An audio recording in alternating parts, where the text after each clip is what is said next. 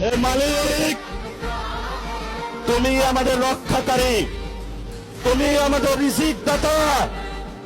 যারা বাংলাদেশের জনগণ 17 বছর অপেক্ষা করেছিল, আমাদের অধিকার ছিনিয়ে নিয়েছে, ব্যক্তির মাধ্যমে ভাইদেরকে হত্যা করেছে।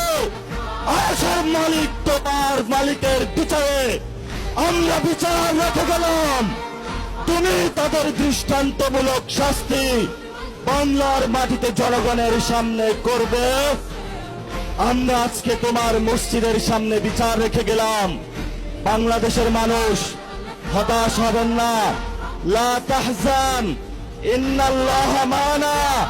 আল্লাহ আমাদের সাথে আছেন, শক্তিমান, ভয় নাই। জয় করব আমরা, ইনশাআল্লাহ দ্বিগুণ হয়ে পার্লামেন্টে যাব।